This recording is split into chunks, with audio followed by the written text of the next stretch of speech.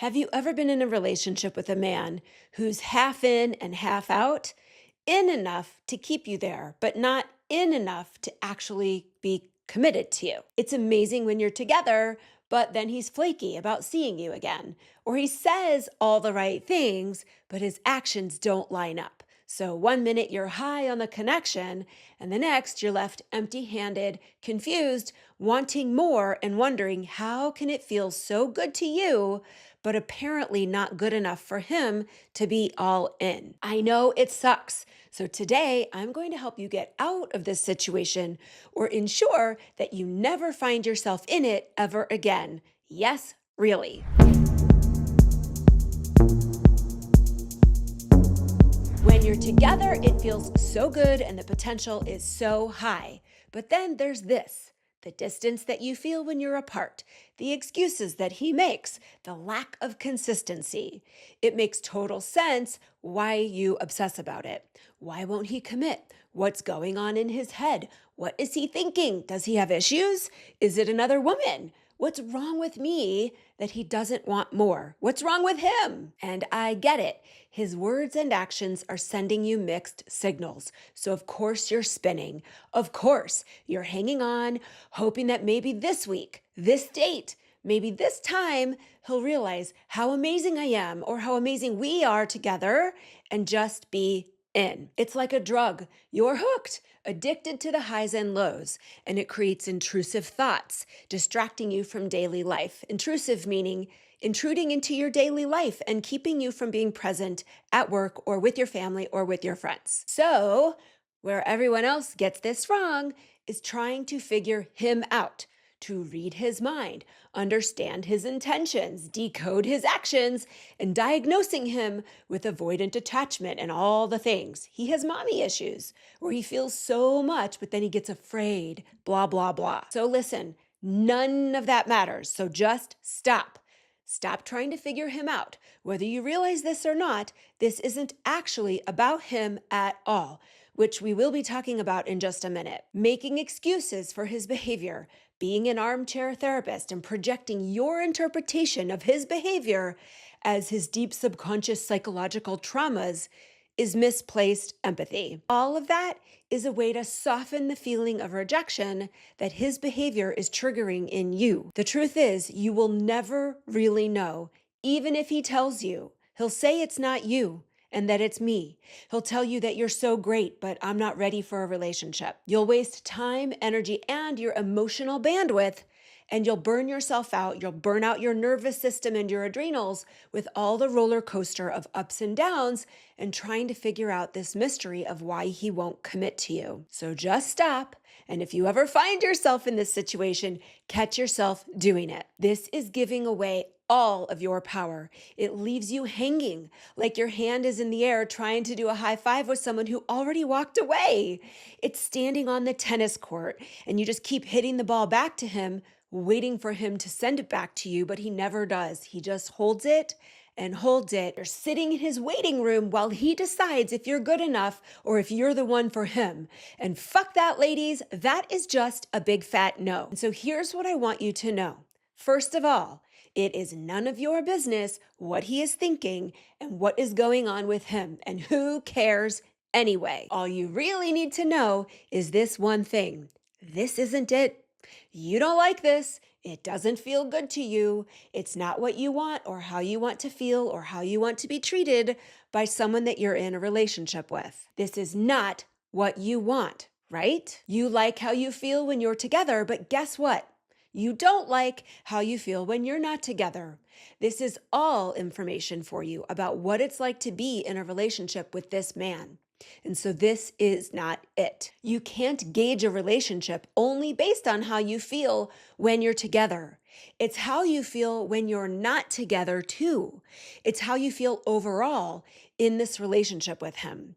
And this puts the power back into your own hands. It shifts the dynamic entirely. Can you feel that? It's a leaning back. This is who you are. Remember that. You decide, not him, how this relationship will go.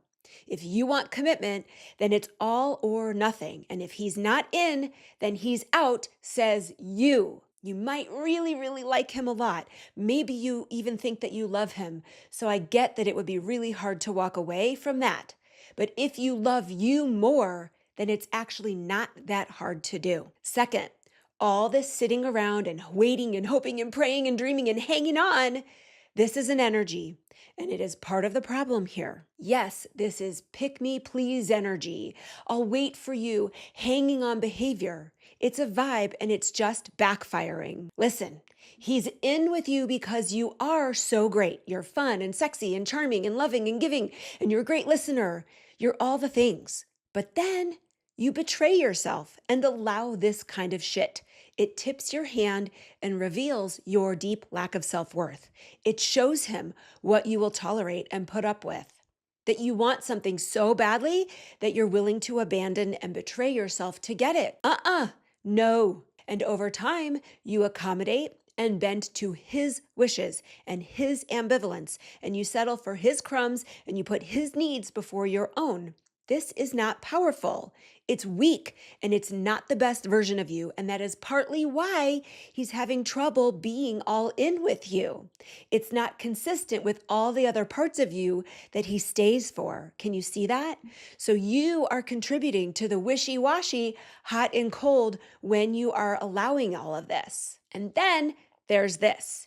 If you act like you're fine with the casual because you don't want to lose him, you continue to throw yourself under the bus. You want more, but you play it cool.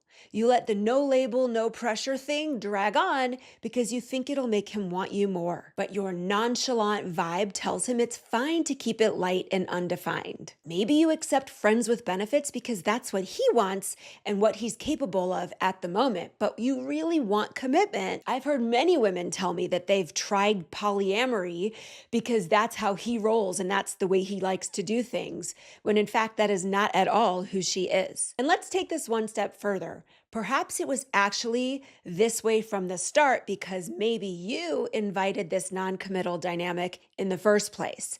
Like attracts like. So you just have to ask yourself, am I the avoidant non-committal one? If you're ambivalent about getting into a relationship, you have fear about being vulnerable and you don't know how to do real intimacy, or you're afraid of losing yourself in a relationship again, or of getting stuck in something that you can't get out of, it's you, my love, who is attracting non-committal men because you yourself are non-committal. And then together, you're stuck in this game of cat and mouse, a dance of avoiding the thing that you really want but are so also afraid of getting at the very same time. So on the outside, you're there, but on the inside, you've got walls up. You're scared of letting him see the real you because if he doesn't like what he sees, he might leave and you'll be crushed. So you keep him at arm's length. You're emotionally half in and half out. But when you don't see this in yourself, it looks like he's the problem over and over and over again, creating this pattern. So let's put this all together. If you find yourself in a painful cycle of non-committal situationships where you get some of what you want, but not all of it, where he or both of you are half in and half out, the only way to really interrupt this pattern is to look at how you are contributing. How are you showing up? Are you also non-committal? Are you afraid of getting into something that you can't get out of? Are you afraid of picking the wrong man again and making another mistake? Are you afraid of getting your heart broken and being hurt or disappointed again? Are you holding back some of the parts of you behind a wall of protection and only letting him see the carefully curated parts of yourself that you like and accept and that you think he will like? Are you allowing him to come and go as he pleases because something is better than nothing? I know this is all very hard to hear, but it is the ticket out of limbo land, I promise you. You can have what you want in love. Someone who will adore you and make you a priority, who will be all in with you and be your ride or die, not going anywhere, even when things are hard, partner in all things in your life. But this isn't about him. So please stop focusing on him, what he's doing or not doing, and instead accept that it is about you, how you are showing up and what you are allowing, period. And then that means that you can very quickly make a few key and critical shifts in your approach, and it won't take long before you start having a dramatically different experience in love. Thanks for listening today. If you enjoyed our show, please rate and review us. It really helps other people find us. And if you know someone who needs to hear this, please share it with them. We have grown so very much in the first year, and that is thanks to all of you listeners helping get the word out. So let's make sure that women who need to hear these messages are able to find us and join the movement of women who are done settling. See you next time.